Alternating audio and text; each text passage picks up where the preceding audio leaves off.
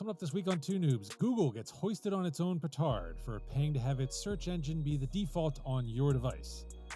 Where was this when I had Brick Breaker on my BlackBerry?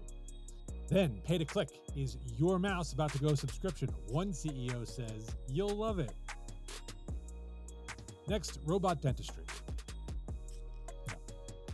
And then we wrap up the episode with some top fives. What are Matt's top 5 favorite movies, and why are they all Fast and Furious 7? Start the music.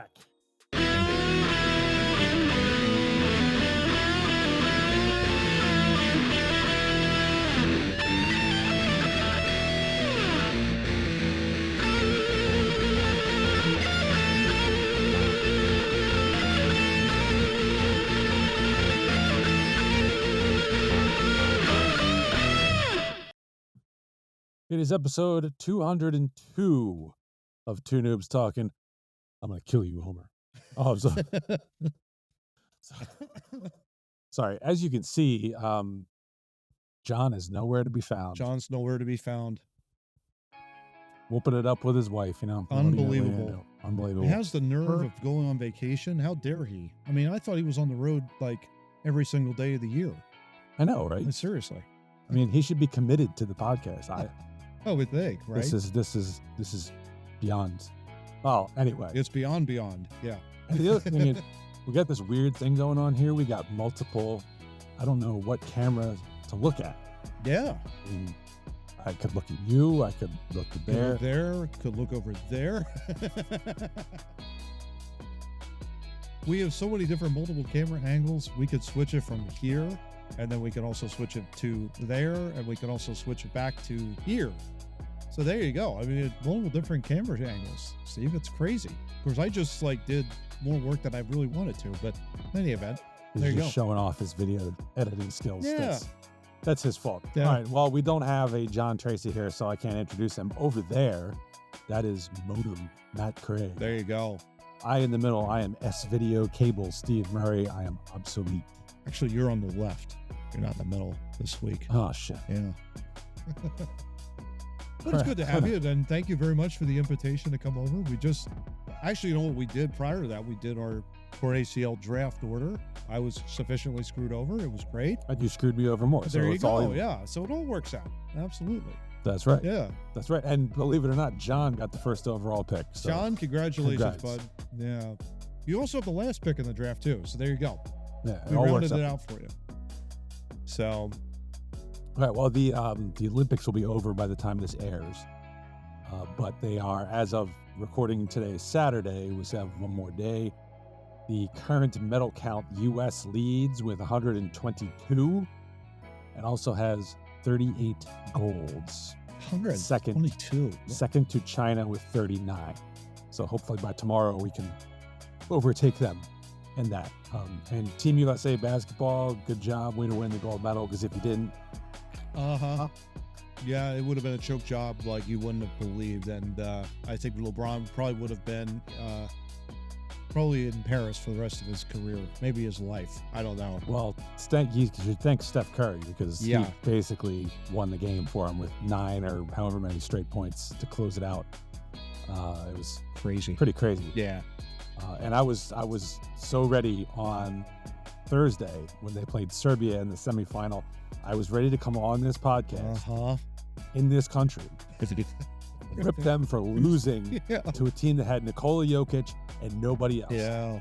Like Filip Petrusev. I'm sorry. Yeah. No. France would have been a little more understandable because they've got Wembanyama and Evan Fournier and Rudy Gobert. You know, they've got like established NBA players. Yeah. Serbia had Jokic, and that was like, That's just, no, you just can't do that. You know, that kind of a deal. So, No. yeah. exactly.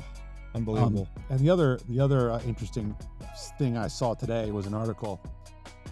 Teenage girls continue to be stupid, apparently.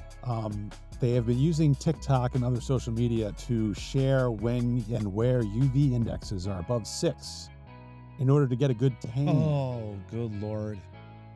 UV indexes are to tell you when not to go in the sun. People. Yeah, exactly. Just saying. I wonder, like, how long you're supposed to really stay out in the sun. I mean, you've been in the shore for a number of years, obviously going on vacation. Yeah. How long do you stay out on the shore? Like, I think you were there pretty much like the whole day, but the difference is you're in a freaking tent, right? Yes. That's a huge difference. Yes. I am on the beach. I go on the beach very early, like 8:30-ish maybe. Nice. And I try to leave 5 or 6 o'clock. Before it gets really hot. But if I'm not in the water or playing like in a game or something, I am under shade because I don't like the heat. Smart man. Yeah. Smart man. Yeah. Genius. So speaking of smart, why don't we go to our Dubby Energy fun fact, shall we? Let's do it. If you visit Dubby Energy Drinks at either their website, dubby.gg, or you download the app, if you use our promo code, Too Noobs Talking, it's TOONOO Talking, you get 10% off your order. Here's a new one for you, IS. Purple Dub Sauce. Whoa. This is a passion fruit juice sauce. It's so new, they reused the mystery flavor template for the product description on the website. Be better with only the most brain-benefiting vitamins. That's a tongue twister. Brain-benefiting vitamins. Okay, I got it out. Ding, ding, ding. Like B3, B6, B12, and C. Yeah. No crash, jitters, or angst. Get $4 off a $40 tub of the Purple Dub sauce with our promo code. So, Matt, John's not here, so you get the fun fact. I love this, Steve, because I was a little nervous setting into this because obviously with the technical stuff that we've got going on here, I don't have my cell phone, so I have a piece of paper right here in my, well, not formally nicotine-stained fingers. But in any event, the 100-meter sprint. Yes. Right? One of the greatest events in Olympic Games, obviously. Who is the fastest man alive? Well, Carl Lewis, of course, was one of my favorites growing up in 1988. Won the gold medal running the 100 meters, 9.92 seconds. Pretty good, right? I mean, that's phenomenal. That's pretty good. Pretty good. The guy that came in, actually, from Jamaica, his name is Oblique Seville, in this year's Olympics, ran it in 9.91 seconds, but came in last. He came in last, which is astounding to me. So if he had been born previously to, when Carl Lewis was running and ran him head to head, he would have beaten Carl Lewis by 1/10 of a second, 1/100th of a second, I should say. But he didn't. And like 30 some odd years later, he came in last place, even though he beat the gold medal winner from 1988. Crazy. Isn't that crazy? I thought that was just amazing statistic right there. That is an amazing statistic. And let that be a lesson to you. Be born earlier. Yeah. Okay. Yeah, please. You're going to plan it. Come on. There was I saw an Olympic event this morning actually. Sport climbing. Yeah. That is messed up. That is, that is really wild for them to go up the wall that fast. I've never seen anything like that before. It's crazy. I do not have the finger strength to go that fast up the hill. Yeah. Or up the wall, really. Yeah, it's crazy. Yeah. All right, well, I'm going to bring it down now because it's time for the over 40 rant. And I saw an article this week about how Disney World, their earnings this year or this quarter, I think, are down. And so that's allegedly a bad sign for the economy. And it made me start thinking because it's been 6 years or so since I was last at Disney World. And I'm a big fan. I would love to go again. But it got me thinking, what is why would revenue at Disney World be down? Well, maybe it's because of the price. You would think. So but that's not how they want you to believe. That's not how they want you to believe it at all. Well, here's my evidence. I did the research. Okay. So the last time I went to Disney World was 2018. We stayed 4 nights. Okay. We had tickets for 3 days of going to the parks. Non-basic. It was very basic. It was, you go to one park, you stay there the whole day. No park hopping or any of that weird, crazy option. So 4 nights at a value resort, the lower end. Yeah, sure. and 2 kids ages 8 and 6 at the time. So the cost for staying at the resort and for the park tickets at that time in 2018, based on all that information, $1,750. Oh my gosh. I entered the same information Oh no. this past week Oh no.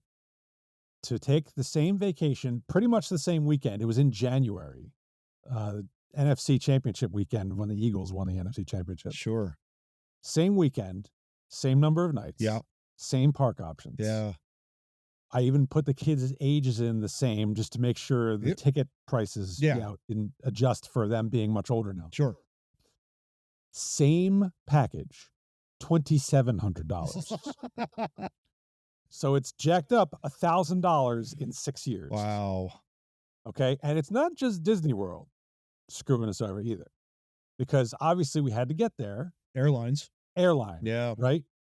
American Airlines airfare for the 4 of us. Thursday evening flight, Monday late afternoon return. Okay. At the time in 2018, $1,100.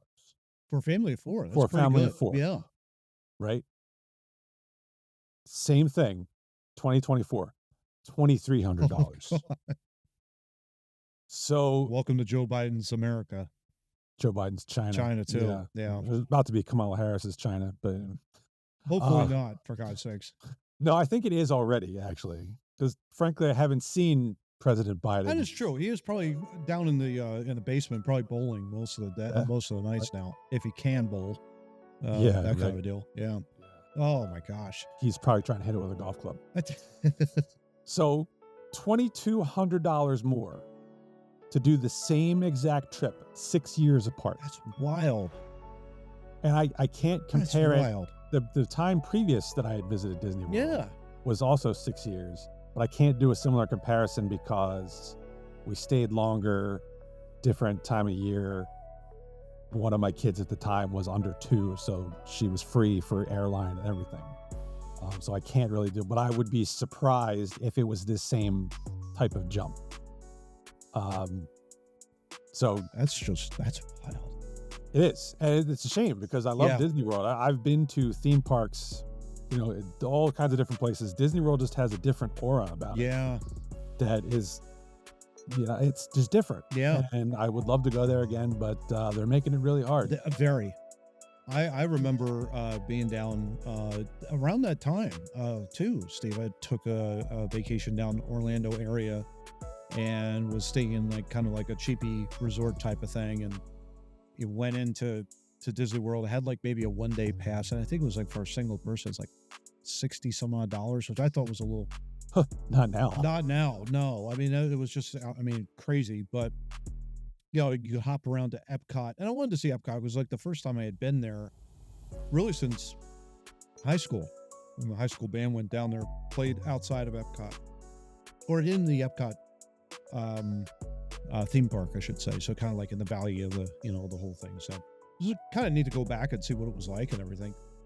I can't even imagine what it must be like now. I mean, those prices are just, it's just outrageous, the amount. And it's only getting worse. Yeah. That's the thing. It's only getting worse. And yeah, it's really cool though, when you're going into Disney World and you see Main Street and you're walking up Main Street and you see Cinderella's castle. It's wow, that's really cool. It's it's everything that you think of. And it's wow, you feel like you're in a Disney movie set. This is really amazing, really cool. But now it's just with the prices going up and, not only just them, but their subscription rates too. Disney Plus also on the rise as well. And, there's, you can't continue to keep raising your price and thinking oh yeah, we're going to still get people to come out. Exactly. No. And there's 2 other things I should mention. One, the last time I went, they still had, they called it Magic Express service, where they would pick you up from the airport for free and drive you to your resort. Wow. On a bus. Wow. And take you back to the airport for free on a bus. They don't do that They anymore. don't do that so anymore. now, including the extra $1,000 for staying at the resort and going to the parks, Yeah. and the $1,200 for the airline, now you got to shell out for a rental car or an Uber or something to take you, or a taxi to take you to the resort. They also got rid of the Fast Pass, which was, you got 3 of those a day and you could bypass the extremely long lines. Now they replaced it with something I think they call it Genie Plus, but you got to pay extra for that now. Of course you do. Oh, So, jeez. Nuts. Thanks a lot, Disney. Yeah. Way to screw us over. Yeah, exactly. All right. Well, why don't we move on to topic 1 here? We've got a tech-heavy episode going on. Let's do it. And Google, you are on the shit list first. A U.S. judge ruled last Monday that Google violated antitrust law, spending billions with a B, to create an illegal monopoly and become the world's default search engine. The ruling paves the way for a second trial to determine potential fixes, possibly including a breakup of Google parent Alphabet, which would change the landscape of the online advertising world that Google has dominated for years. It also has a green light to aggressive U.S. antitrust enforcers prosecuting big tech, a sector that has been under fire from across the political spectrum. U.S. District Judge Amit Mehta noted that Google had paid $26.3 billion in 2021 alone to ensure its search engine is the default on smartphones and browsers and to keep its dominant market share. The default is extremely valuable real estate, Meta wrote, even if a new entrant were positioned from a quality standpoint to bid for the default when an agreement expires, such a firm could compete only if it were prepared to pay partners upwards of billions of dollars in revenue share and make them whole for any revenue shortfalls resulting from the change. Google, of course, recognizes that losing defaults would dramatically impact its bottom line. For instance, Google has projected that losing the Safari default would result in a significant drop in queries and billions of dollars in lost revenue. A forced divestiture of the search business would sever Alphabet from its largest source of revenue, but even losing its capacity to strike exclusive default agreements would be detrimental for Google as part of the penalty phase. You're an anti-Googleite. I love it. I love it. I love it. Yeah. No, it's. I love it. I think it's. The importance of non-monopolies in this country has made it so wonderful because of the ingenuity that the American people can do. And I think having a tech giant like this essentially shut down their entire, their search engines, or call into question that this is a complete, violation of all these kinds of laws. I love it. It's only because the marketplace is going to take a look at this, and now it's like, what can we do to better enhance or better make sure, or essentially make sure that we have a search engine that can top Google and can be even better along the way. I've worked for a company back in the day where they were a leader and they were growing primarily by acquisition. And in some ways, it was very secure in the fact that your job was like, okay, we need you to be here, all that kind of stuff. But yet at the same time, that if the company was going to continue to grow via acquisition, it was going to okay, well, we can't allow you to do this anymore because you're dominating the marketplace. Google here in this case, it's like they are the dominant. It's one of the strangest things. It is a company that is also a verb. I'm going to Google this, right? I mean, that's exactly what it is. Xerox. Or Xerox, right? Or I'm going to Xerox this, or whatever the case may be. We all know what happened to Xerox at the end of the day. No one copies things anymore. No one makes photocopies anymore. It doesn't happen. Nowadays, now with Google, essentially, this being taken away, I think it's going to take a long time, though, for people to say, well, I'm just going to Google it and make sure that, look it up that way. No one's going to go, I'm going to Netscape it. I'm going to, I'm going to use Siri. But it's true, isn't it? I mean, it really is true in that regard. The fact that now the U.S., these courts now are just saying, hey, look, okay, you can't Google everything on this. So I think it's a huge win. I think it's an absolutely huge win for the marketplace in and of itself. Now it's a question of, can the American marketplace then come back and then come up with search engines that not only can compete but can do things even better than Google. That's my hope. That therein lies the problem. I feel like Google was wasting its money paying people to be the default search engine on phones and such because, I mean, let's face it, Bing is shit. I've tried to use it and it's garbage. Yeah. And Google's just a much better interface for doing an internet search. Yeah. And so I feel like they should have just been able to convince Samsung and Apple, the two biggest phone makers, hey, we should be the default just because we're the best search engine, and not, hey, Yeah. Yeah. put Yeah. there's Yeah. $26 billion to make sure your phone has me on it. Don't look there. Don't look down there. What we just did, right? I mean, that kind of a deal. No, you're right. I mean, you're exactly right. Yeah. I think that's the antitrust bit is because of the payments. Yeah. I mean, the judge is right. And he summarized it pretty well. Even if somebody had enough quality to compete with Google, they would still have to get over the hurdle of being able to pay billions of dollars, which most, internet companies who do this kind of stuff probably couldn't. Yeah. So they should have just been able to compete based on quality of the search engine, which Google was preventing. So had Google just been rested on their merits, they would have been okay. Sure. But now they risk losing something more as a result of this. Yeah. And for it to be a massive, one of the biggest tech companies in this country. I mean, it's massive. It's a little scary, but at the same time, it's also really good too. Really. I mean, because again, one of the things that I love about Lean Six segment specifically, Steve, is really just the ingenuity to be able to resolve problems and things along those lines.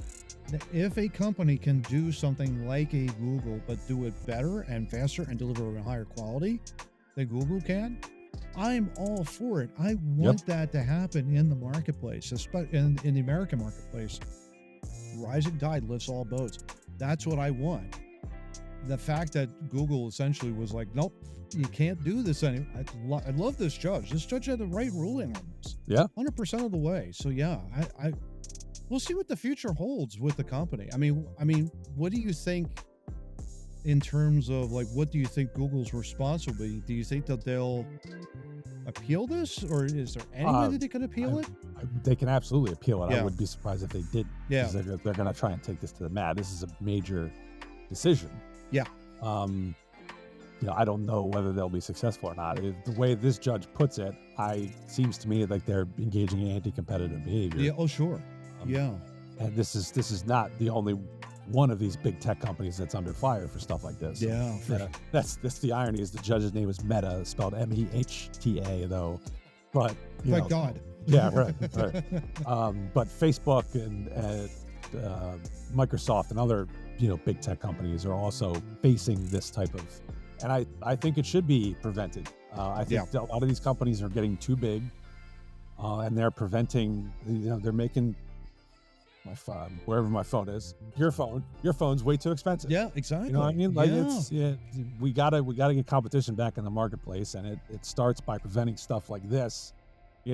Pay to play deals for the default, because how much of a pain in the ass it is to change the default search engine on the phone. Oh my gosh, yeah. It's crazy. You got to backdoor it essentially to find it. In order to look it up, and then once you find it, it's like, okay, good. Finally, now it's like I'm solved. But it's like, what a pain in the ass to have to go through something like that. Yeah. I mean, they're not wrong. Yeah, you could change the search engine on the phone, but it's a pain. Yeah. And most people aren't going to do it just because, first of all, they don't know where to go. Yeah. It's probably one of those things you got to go to settings. Yeah. Yeah. All sorts of different menus before you finally get to it, because I'm sure Samsung and Apple bury that stuff intentionally. 100% they do. Because Google makes money when you do a search because of the logistics of it, and they probably kick some of that back to Samsung and Apple. 100%. Yeah. So they don't want their default changed. Yeah, exactly right. Go screw yourself.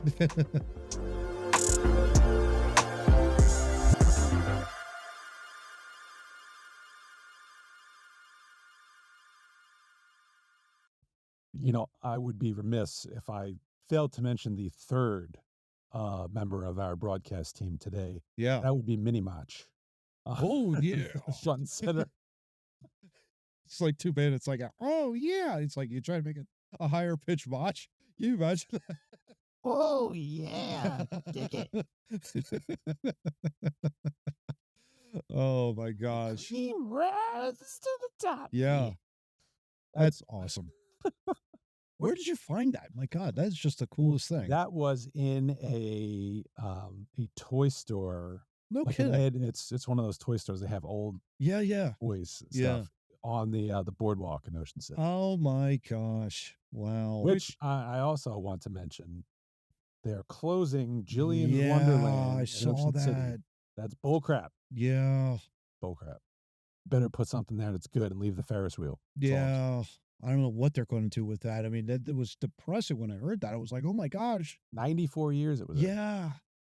The guy was like, oh, I learned how to fix the rides and a whole bit. It was like, are you kidding me with all of that? Yeah. Shame. That's why I am today sporting the Bob's Burgers Wonder Wharf shirt. There you go. Because I'm in mourning. Yeah. No, I'm with you. I'm with you on that. All right. Moving on to topic 2. Speaking of in mourning, good Lord. Yeah. Mouses. Mouses. Logitech mouses. Right? Who would have thought that we had had this story, right, Steve? This is unbelievable. Logitech's new CEO, Hanneke Faber, says that one day Logitech could create a mouse that, like a nice watch, is useful in perpetuity with the help of software updates.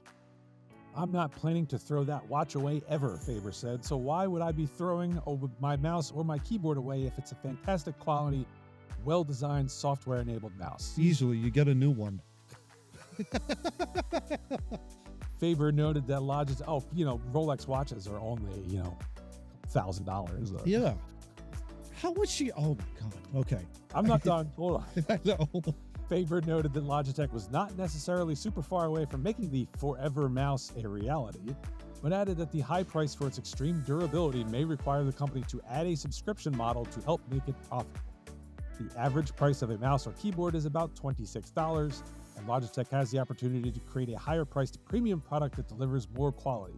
While Faber acknowledged that consumers may be shocked by the concept of a subscription mouse, no shit, Sherlock, she said the quality is worth it. Imagine it's like your Rolex. You're going to really love that. Faber's mouse as a service concept is the latest example of the increasing prevalence of subscription-based business models in unusual categories. HP introduced a subscription service in February, for example, that lets customers print 20 pages with their included printer and ink starting at $6.99 per month. Some customers have already decried Logitech's idea of adding yet another subscription for an everyday object. One user on Twitter said there is no need for a forever mouse because their mouse from 30 years ago has held up just fine. Yeah. The stupidity, Mr. Crane. Yeah. I'm just going to look here at camera 3. That is the dumbest idea I have ever heard out of any CEO in my professional working career. Honest to God, I don't think, Steve, this is probably the stupidest idea I've ever heard. I mean, most mouses now either come small like yours that probably take AAA batteries, maybe, or do you have like a plug-in? I will crack it open. Oh, there you go. It has one AAA battery. Yeah, so you have one AAA battery. Mine is connected via USB-C to the back. Charge it up whenever the Bluetooth signal is down, that kind of a deal, or the battery life in here goes down, I should say. You charge that up, done with it, and it's a great mouse. I love it. I've worked with this for probably close to a couple of years. High quality mouse. I absolutely love it. There is no way, I want to be very clear on this, zero way that I would want any software manufacturer to make a mouse that is subscription based. That is the dumbest, stupidest idea I have ever heard in my lifetime. And I've been around the block a little bit when mouses weren't even present until the early 90s or whatever, late 80s or whenever it was that they first came on board. I get the idea of the subscription-based model. I really do. I understand. I work in subscription-based model, in recurring revenue. for company, both tech and then also with the records management company, Iron Mountain. We did monthly, recurring revenue or whatever the case may be based on a contract. And, our expectation was we had to provide high quality service for the year. That didn't happen. We would potentially lose that, which would suck. It doesn't translate to a firmware problem or an actual physical thing that I could go into any electronics store and buy something like this for $26, $30 and put in a couple of, AA batteries or AAA or a charging wire, plug it all in there. It'd be fine. Why? What are we doing here? I don't understand what we're doing. Well, Matt, clearly you need a software update for your mouse to make the laser work faster. Is that And it? the icon will move much smoother across your screen. Couldn't you just set that up as a setting on your mouse if you could find it on there? I don't know. I don't understand. Help me understand this, Steve. Please help me. I get the idea of subscription-based models for certain hardware things. Yeah. Where a software or firmware update would make major improvements upon what you have going on there. This is a mouse. It has one job. Yeah. It is to move the cursor on your screen somewhere. Okay? No software update is going to make it do that any differently or any better. Yeah. Aside from ergonomics. Yeah. Right? Yep. There is nothing really much to do to improve upon the mouse. Yeah. You could say the same thing about gaming, competition as well. Video game competitions, sometimes we'll use a mouse. Same exact principle. You're not going to want to have a software company say, okay, well, we'll update the firmware so that you can perform faster out there, playing in a video game tournament. No, what are we talking about here? I don't know. I don't understand it. It's dumb. Yeah. And the reason they talk about it this way is because Logitech only makes money when you buy a mouse. If they make a forever mouse, one which you'd never have to throw out and purchase a new one, they can't make any money off you after they've sold you the forever mouse. Yeah. So what are they going to do? We're going to give you firmware updates. It's the little arrow is going to be able to spin. It'll spin for you. It'll balloon when you click on something or something like that. Or it's just no. And I got news for you. That happens in here. Yeah, not in here. You're not in there. Okay. Exactly. There's no need for a software update for a mouse. Yeah, that's ridiculous. Yeah. So that's why they say they would have to charge you a subscription-based model. But it's like Apple designs their phones so you have to buy a new one every couple of years. Yeah. Otherwise, but a phone where you could keep it for 15, 20 years. Yeah. As a subscription model, that would make more sense. That would make more sense. A mouse does not. Yeah. This is the same level of bullshit that story we did like a year or so ago with whatever the car company was that said, oh, the heated seats. We'll install the heated seat. The hardware is there. Yeah. But unless you pay us a monthly fee, we're not going to flip the switch. I think that was BMW, if I remember right. Yeah. Yeah. I mean, but that was absurd because I said this in pre-production to you, Steve. I said, well, okay, so you're telling your customer base up in the upper Midwest where it is like really cold in the winter. Okay. We're talking like maybe 0 to -10 for highs. Mm-hmm. Okay. Someone has a BMW up there. They have to pay an additional X number of subscription. I don't know how much it was, but it was X number of dollars just to have the privilege of heated seats in the winter. It doesn't fly. It does not fly, nor does something like this fly, because this is probably one of the biggest and most important tools in the American workforce is something like this. Oh, yeah. Over the last 25, 30 years. You're able to manipulate and open up your email and, or create like a PowerPoint slide or a Word document. You mean you don't have to go tab, tab, tab, tab, tab, tab, tab, tab, tab, tab. Oh, okay, I'm on the icon. Oh, I missed it. Tab, tab, tab, tab, tab, tab, tab, tab, tab, tab. You don't have to do that anymore. You can just point and click and that's it. But I mean, so why, if something is working, if it isn't broke, don't fix it. Like the CEO is essentially trying to create more problems And that's my problem too. If we're going to talk about that, the CEOs, I guarantee this lady either got information from someone that said, okay, Logitech is losing money by selling these individual mouses. Probably. We need to find a way to generate more revenue for the company. Totally understand. That's where you brainstorm. That's where you come up with different ideas and things like that. But for crying out loud, the fact that you want to do a forever mouse and you're trying to sell it on something that has already been proven to be a high quality component in the marketplace and in the American workforce, and say, you can have your mouse for life, we'll just update it, but you're paying us $5.99 a month? No. No. This person here, their mouse lasted 30 years. That seems a little excessive. My mice last, it's a lot easier. The ones with the trackball, they would go because they would go mechanical friction. That's 100%. Dust would get in there. I remember cleaning that out. Yeah. The optical ones, they'll last much longer. As long as you keep it, don't put it in a trash can when you. And a lot of these are now directed by Bluetooth. Essentially, the mouse, when it was created, had the ball inside of it. I can remember breaking it apart and cleaning out all the dirt that was in there and then reattaching everything all back. But it wouldn't have lasted. It doesn't last all that long. Now you've got Bluetooth where it's like, okay, you can point and click and do whatever. You don't have to worry about getting into the internal guts of the mouse. So, big swing and a miss here.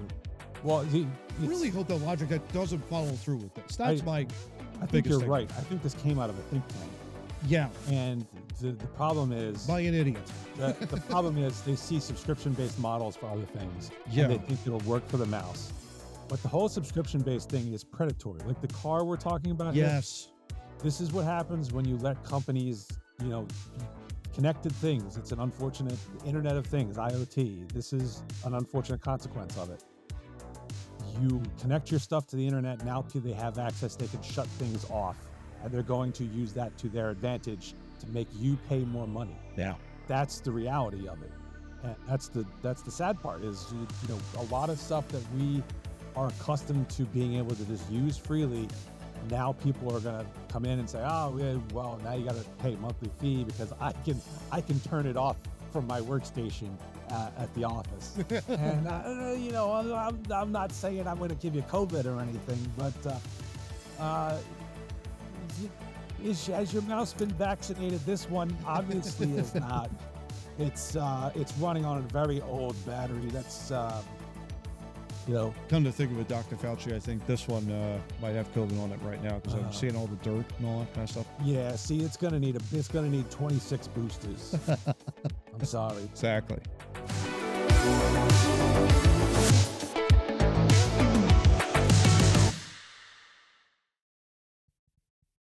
Let me make this very clear to you. Yes.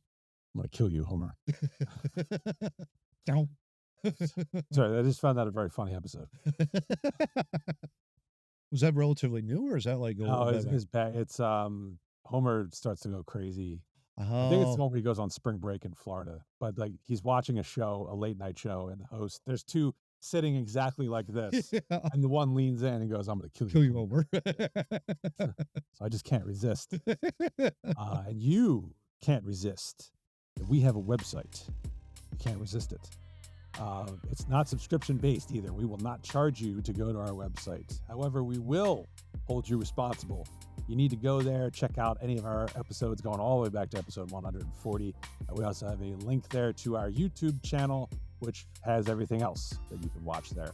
And if you happen to be on the YouTube channel, please like, share, and subscribe. It'll make Mini Mach very happy. Oh, yeah. Okay, while we're hanging out.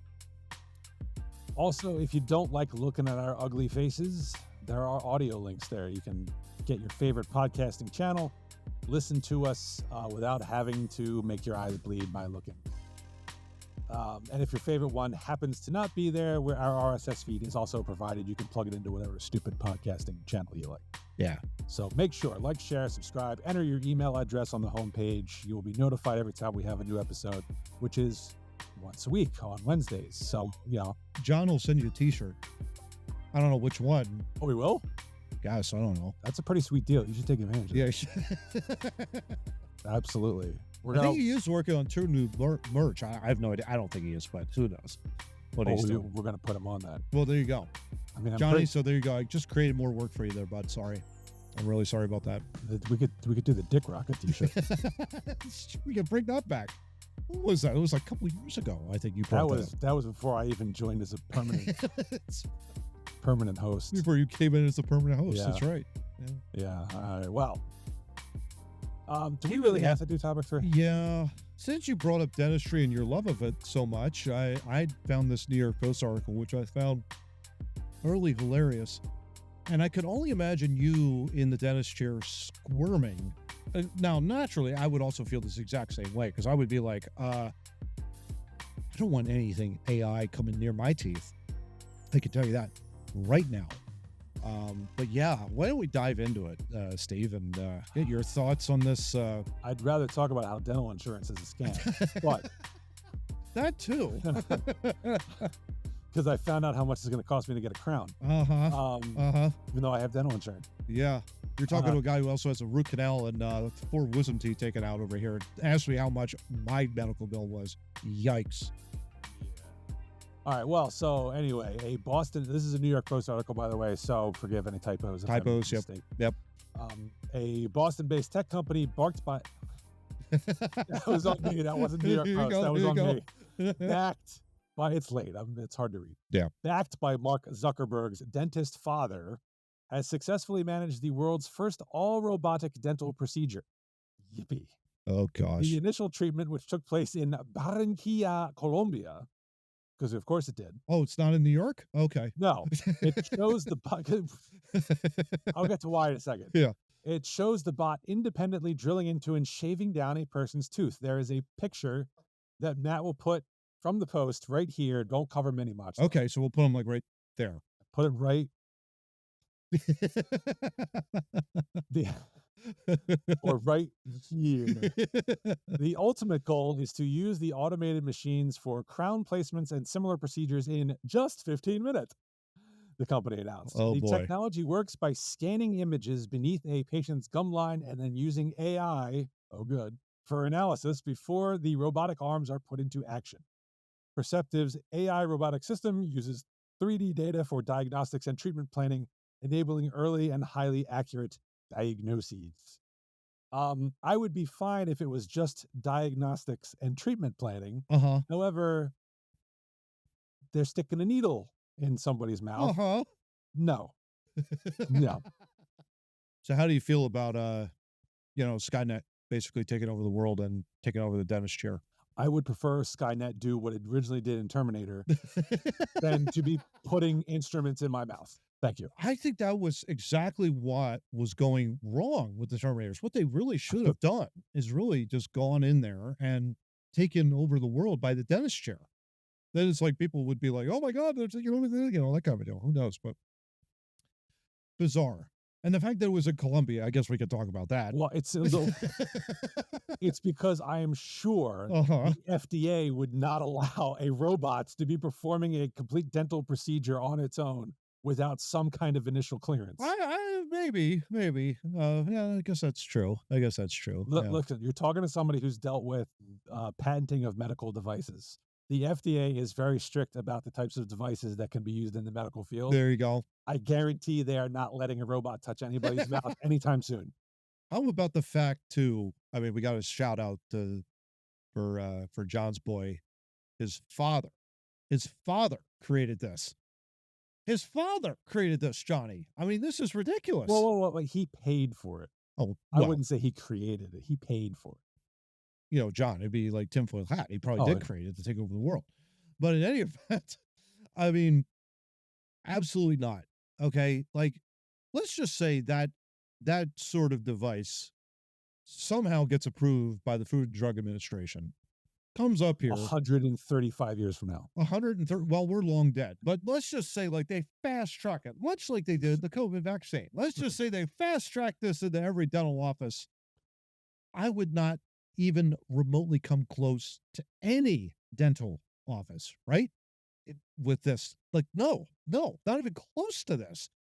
The fact that, I mean, how do you know when it would stop? How does it know when it will stop? That's the question. in terms of drilling, in terms of How does it crowning, in know? terms of filling, in terms of whatever. How does it know it needs to stop? Thank you. My dentist, Right? before you start, well, this is my old dentist. Before you would start, he would say, "Okay, I'm going to start now. If you feel something, raise your hand, Yep. and I will stop, and we'll figure out how to fix it. Yep. No more Novocaine or whatever, or give you more time to let it set in." Yep.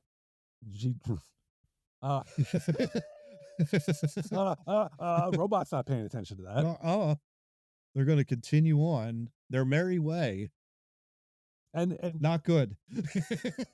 it's one thing to look at an X-ray and say, yeah, I see the cavity there. I know where I need to drill. Yep. Except I'm squirming in the chair. I'm moving around. You know, you can't hold are you gonna hold my head still? You gonna dentists can sense minor movements and adjust for it. How is this robot doing that? The one thing that I will say with a lot of these dental assistants and a lot of these, the dentist, the doctors of dentistry, they have really taken a long way to be so caring and so delicate in doing all of this. I don't know how they do it, to be honest with you. It is a credit to their profession that they are able, with tiny manipulative instruments, as horrible as they look, to be able to give terrific dental care, and that kind of stuff. I go to a great dental office right down the road from my house, and they're phenomenal. They do a great job with the cleaning. They tell me, here's what's going on. You might want to think about doing this, doing that. Okay, it's not that big of a deal. But they do it in a way that is just so professional and so caring. And it's like, are you okay? Do you need anything? Let me know if you need. And I've had to go back a couple different times to get a couple fillings done. Broken tooth here and there. They're able to patch it up real quick, and I'm up and at them, and no big deal. No, not with AI. AI is totally different to me, Steve. And that's the scary part about artificial intelligence, which we could go down another road if we wanted. Because I've had that talk on LinkedIn about AI could be really good if you're handling large bits of data. You need to kind of narrow the focus down in the search. I'm not so sure that would really apply in terms of dentistry. No. One thing human dentists have, although, maybe not some, but the dentists I've had tend to have empathy. Oh, yeah. Which is something a machine can never have. No. So you've got that going for you. Yeah. In the legal world, I was having a conversation with somebody about, using AI as a tool, drafting briefs and doing legal research. And somebody said something to me that made a lot of sense. It's like, yeah, the AI tool, basically the output of that is like if they were a bad first-year associate lawyer. And what, that's pretty apt. You got somebody fresh out of law school, they're just getting started. Their work product is going to just be, and if you hire a bad one, it's going to be pretty poor. And that is so the AI in the dental world, it's a bad first-year dental student. Geez, that was the wrong molar. It was supposed to be 2, not 24. Yeah. So I'm not, as much as I hate going to the dentist in the first place, it would be even worse to have it be a robot. That's just insane. Yeah. That is completely insane. Please, FDA, for the love of God. Don't approve this. No. Don't approve it.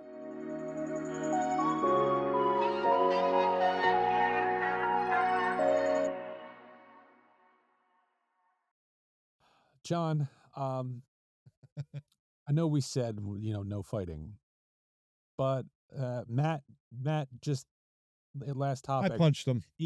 No. Well, he did do that, and I kicked him in the balls. But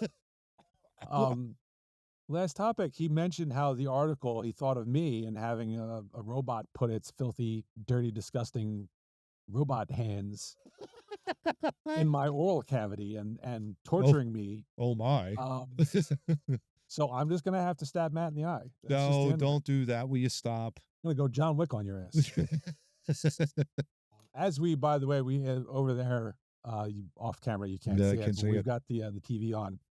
We're watching the one movie that Sean Bean does not die in. Isn't that amazing? We'll leave that for you to figure out on which one it is. We'll see. If Yeah. there's more than one, screw you. Yeah. Exactly. All right. Oh. So, topic 4 here. Matt found something with top 5 lists, and Yeah. so he wanted to do top 5 lists. So we're gonna do top 5 lists. Why not? Yeah. Kind of just do a little riffing here at the end. Top 5 times I stabbed Matt in the eye. Yeah. Exactly. Number 5. Episode 202. So let's just roll through a couple of these top 5, Steve. Let's Okay. talk about your top 5 movies of all time, starting from 5 all the way up to 1. Okay. What would you be? What would be in that? I'm not sure I made my list in that. I kind of just picked 5, but No, it doesn't. you know what? You can rank them. You can rank them. This is probably fair. Okay. Number 5, Indiana Jones and the Last Crusade. Oh yeah. Yeah. This one wasn't even on my mind when I was coming up with this list, but I just remember that every time it comes on TV, I turn it on. So It's like watch. Got to stop it and is. yeah. Yes, I love that movie. Yeah. Sean Connery is awesome in that movie, Yeah. and it was a great way to end the Indiana Jones trilogy. Memo to Lucasfilm. Yeah. Disney, et cetera, et cetera, et cetera. Yeah. So that was a good one. Yeah. She talked in her sleep. It is you, Julia. Yes. Actually, my favorite part of the whole thing is when he comes in through the window to save his dad. Oh yeah. And he hits him with the vase. And he's like, oh, I'll never forgive myself. And Indy thinks he's talking about hitting him in the head. And he's like, oh, thank God. He says, I'm okay. He's thank God. It's fake. You could tell by the cross section. He thought he had broken a Chinese Ming Dynasty vase over there. Sean Connery was a national treasure, I guarantee. I mean, he was just a wonderful actor. Love him. Loved him. Absolutely. Yeah. I had considered another movie of his, The Untouchables, being on this list. Yeah, but that was, yeah. I decided against that. There you go. Because I had better ones. What else you got? Number 4 is another one that I find myself turning on the TV every time it's on, and that it would be Gladiator. Oh, yeah. I can't get enough of that. Oh. That's a good one. Did you see that in the theater? I did not. I didn't either. And I don't know why, because it's like we were growing in our friendship, obviously, back then in the year 2000. Yeah. How come it never crossed our mind? We got to go see this movie. I don't know what it was. Like, what were we thinking back?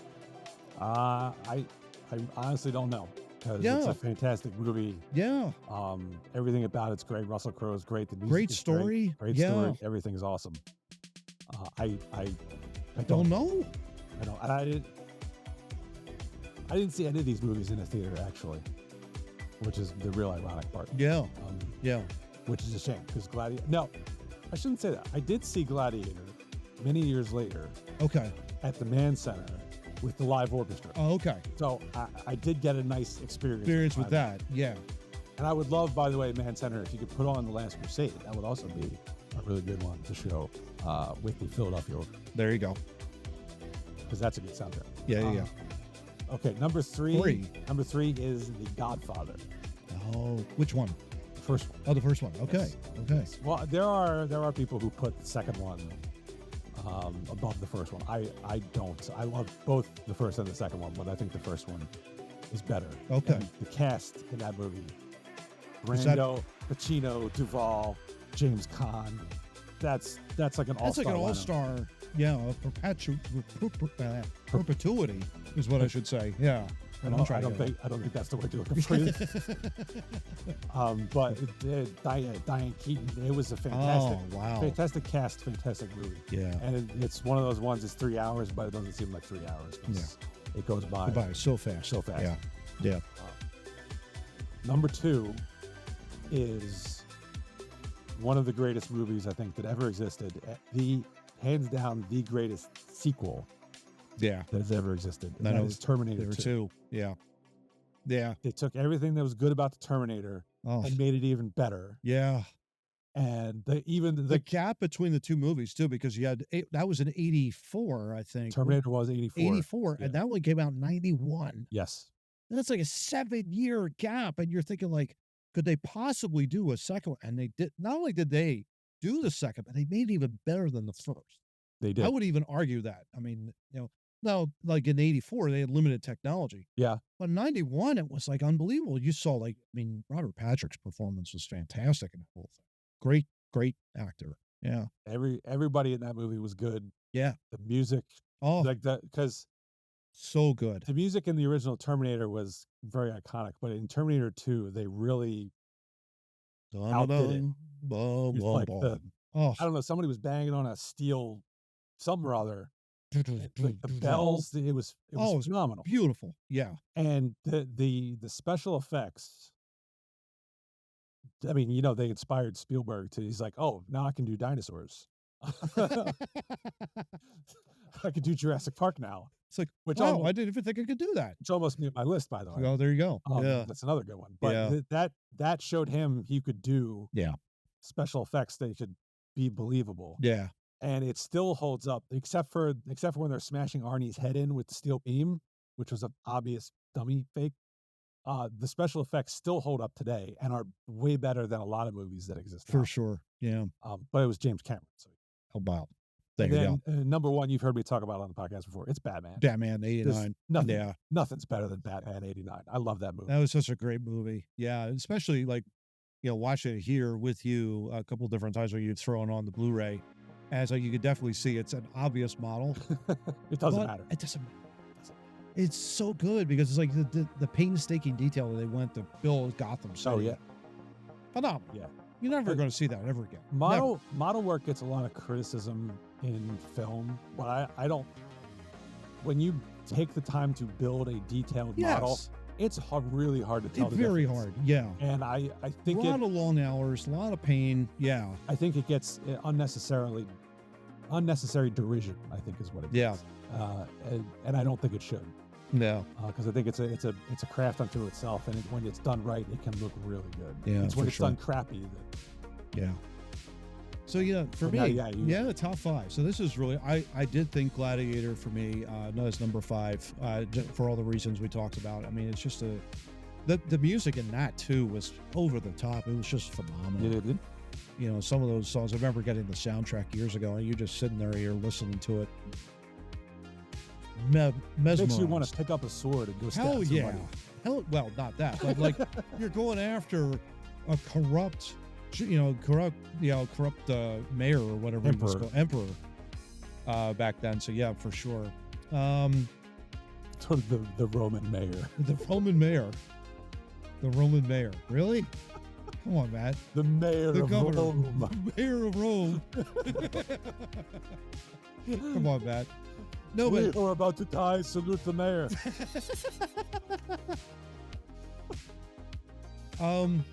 Number 4, I would have to. Wait, so Gladiator was 5 then? Gladiator was 5 for me. Number 4 has to be Jurassic Park. Just because I saw that movie when it came out in the movie theater at least 20 times. Oh, wow. I mean, it was like almost it felt like 20 times. Like it was like, going to see it here, going to see it there. Oh, we got to go see it over there. And it was like, and my sister and me were doing it together. We were going and having a lot of fun watching it. And we knew like the lines. We were starting to get the lines down the whole bit. I wasn't allowed to watch that movie, by the way. Thanks, really? Yeah. No kidding. Yeah, it was PG-13 and I wasn't 13. You were carded. How about that? There you go. By my parents.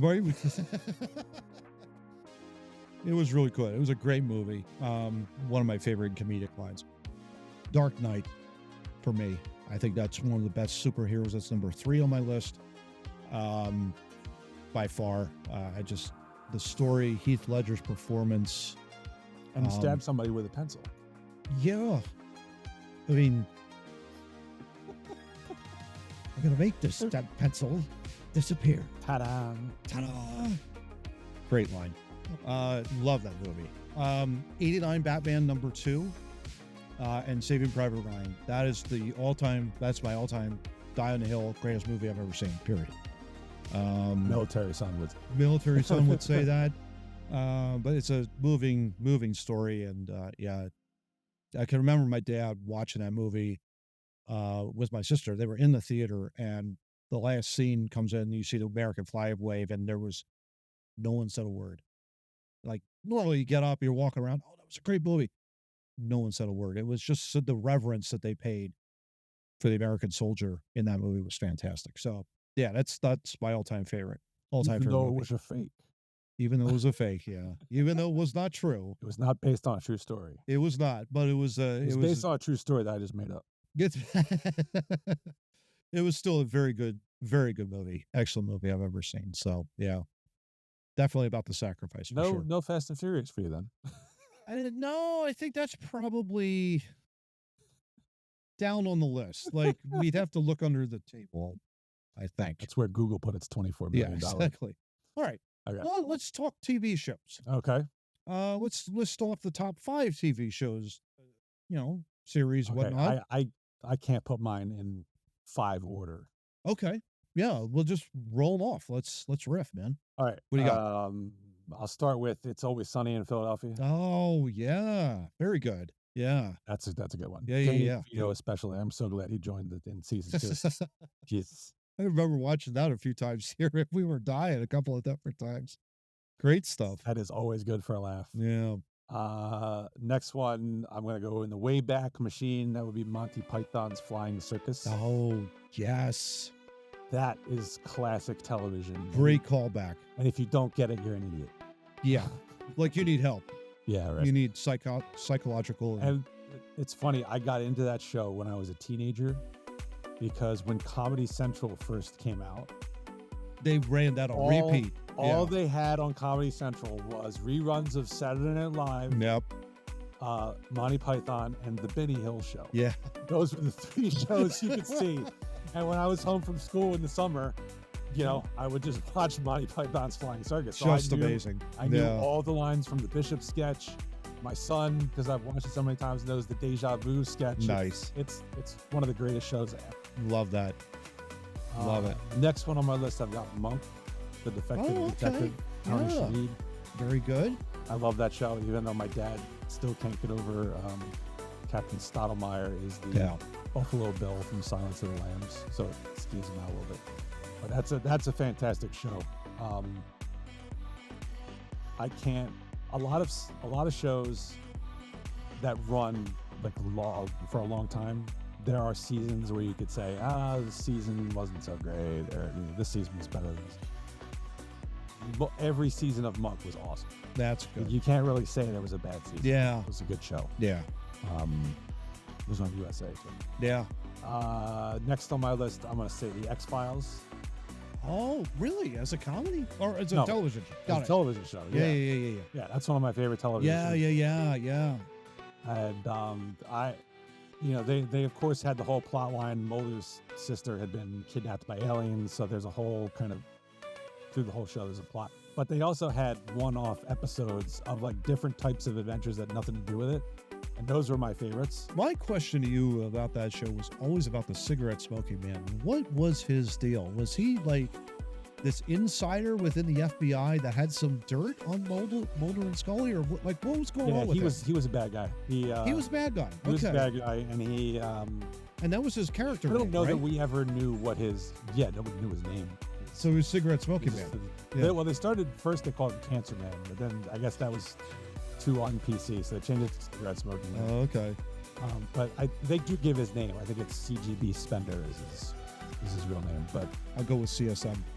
Yeah, cigarette smoking man. Come on. But I don't know that we ever figure out what branch of the government he actually works for. Interesting. He's plugged into the FBI and controls things. John, if you're going to watch this, could you get on that really seriously? But I loved a lot of the episodes that had nothing to do with the normal plot line. Yeah.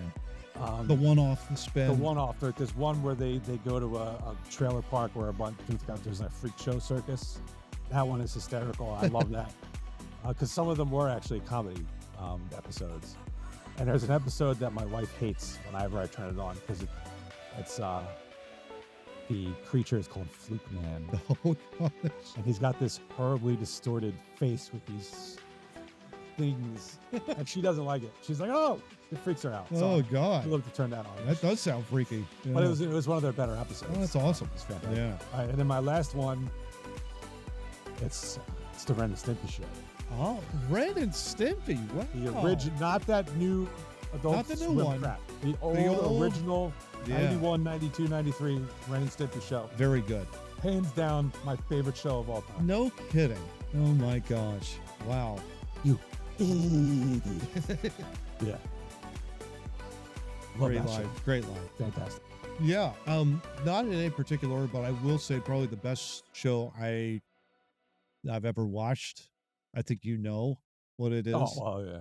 Seinfeld. Yeah. We did the trivia. I mean, that's hands down my all-time favorite. It's just I considered it.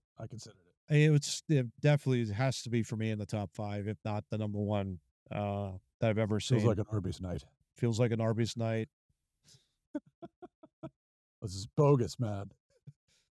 Another one was like, well, as you can see, I haven't painted my face. As you can see, this is not my face. Painted as Painted the devil's chest. yeah, exactly, Yeah. with the devils. Yeah. And You stole my Jesus fish. didn't ya?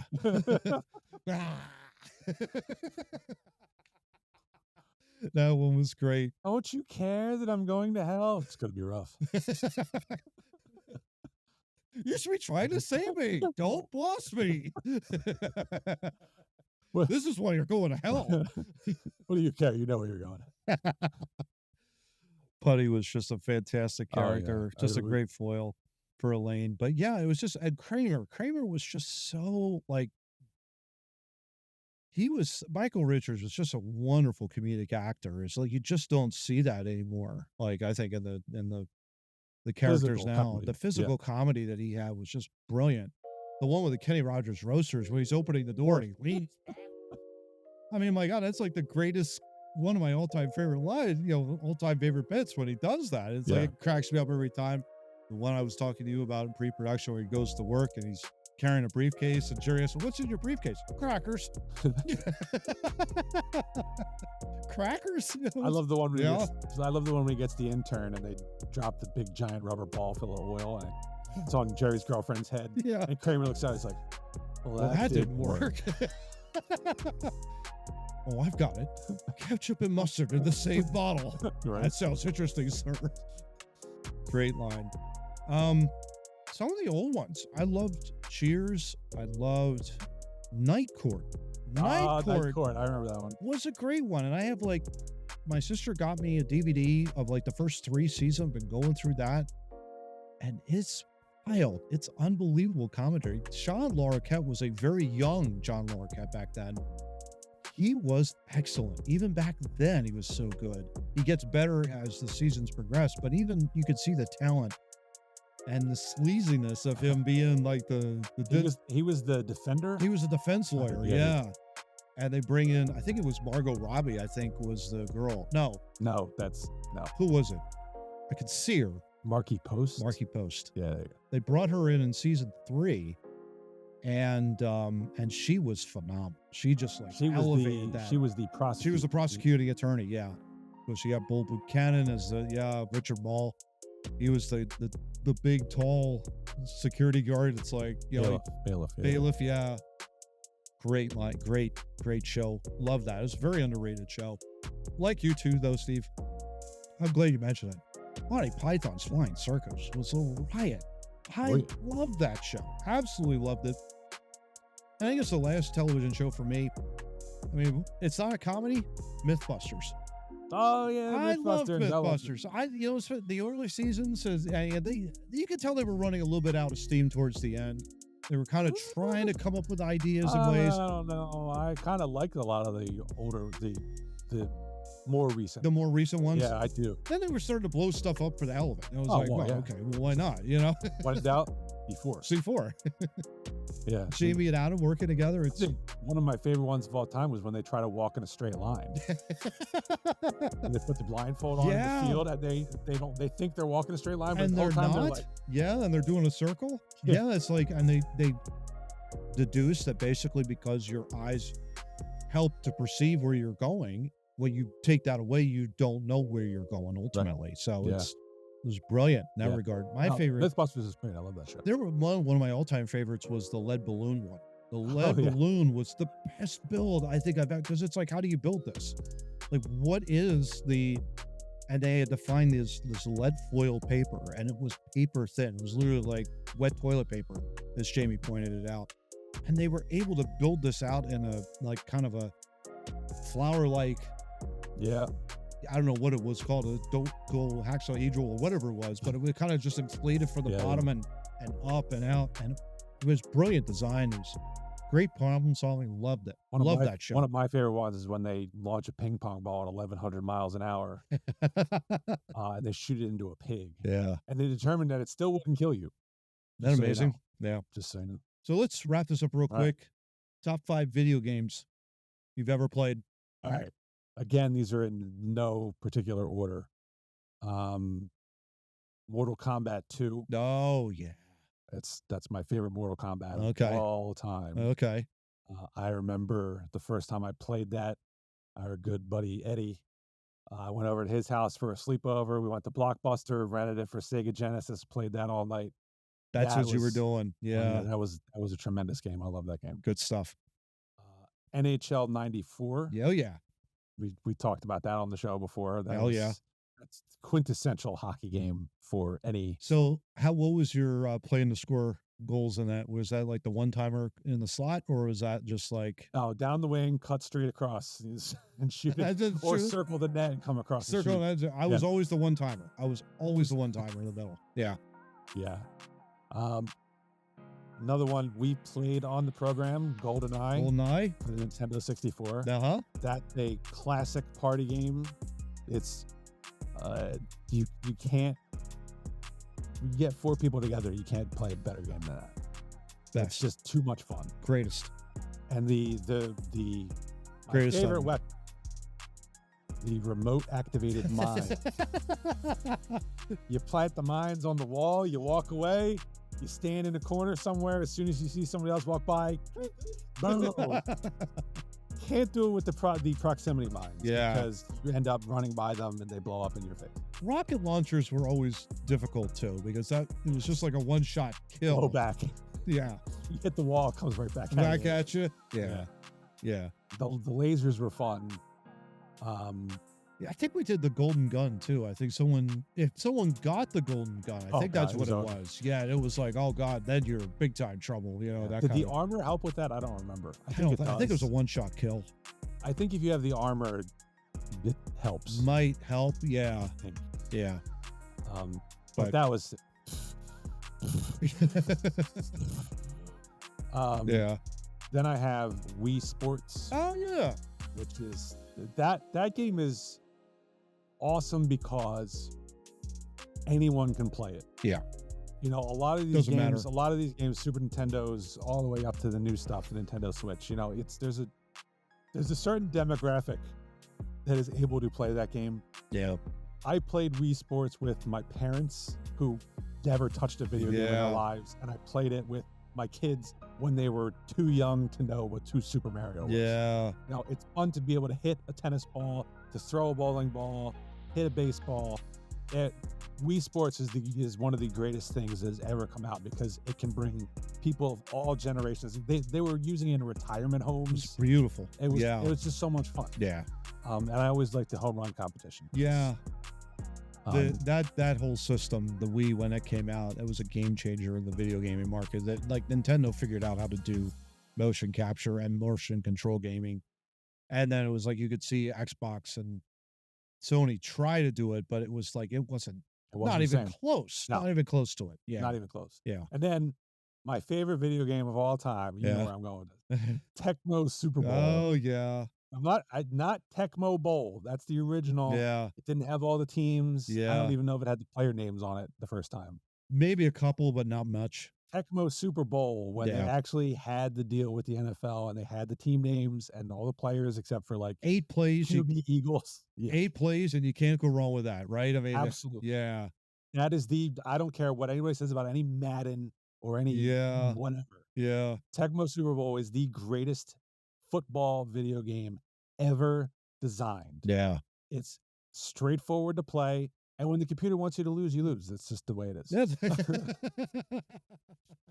But that first week was always a cupcake. You Oh, always yeah, win like always. 48-0. It was great. Always. Yeah.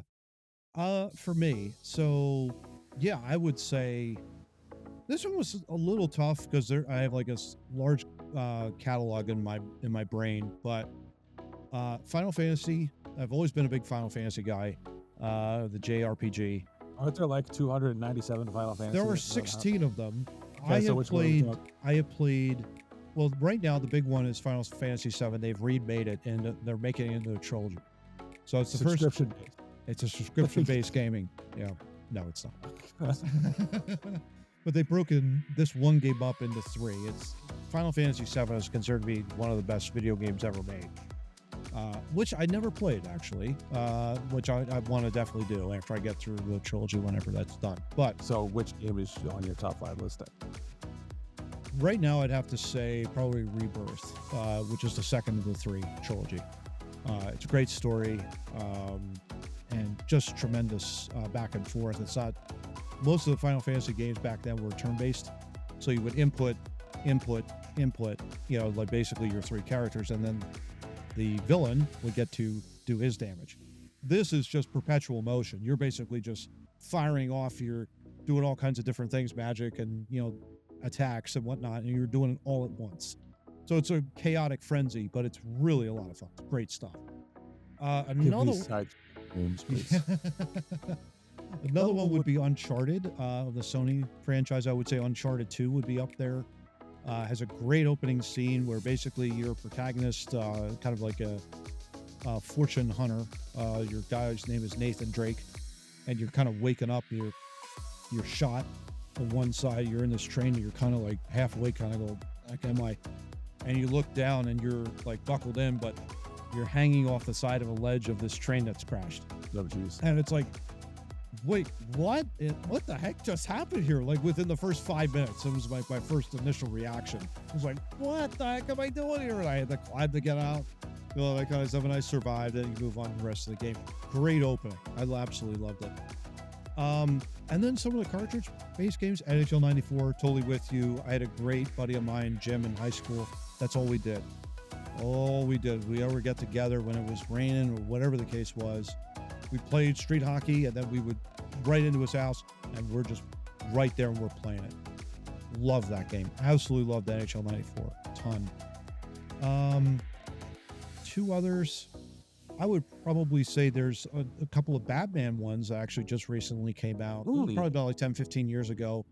They did a Batman Arkham Asylum game for PS3. That was great. It was done by Rocksteady Studios. I was really looking forward to that, and it delivered. It was a fantastic one.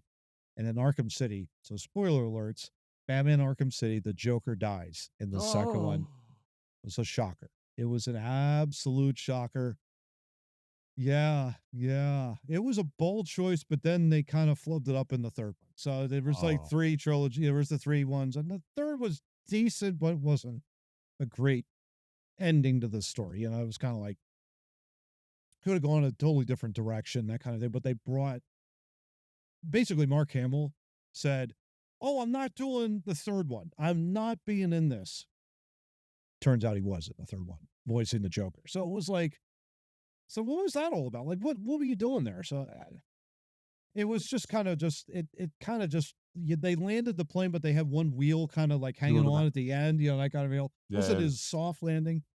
But Arkham City was like considered, that was the, whoa, unbelievable. But yeah, whenever we played video games back then, especially Mortal Kombat, this guy over here to my right, your left, he kicked my ass. You would kill me. I don't know which one was it Scorpion? Was your... I loved the Scorpion. That's what I thought you were, Scorpion. Get over here. Yeah. I was Sub-Zero, so that goes to show you. There's always been a rivalry between the two of us. Oh, yes. Indeed. Over the years, yeah.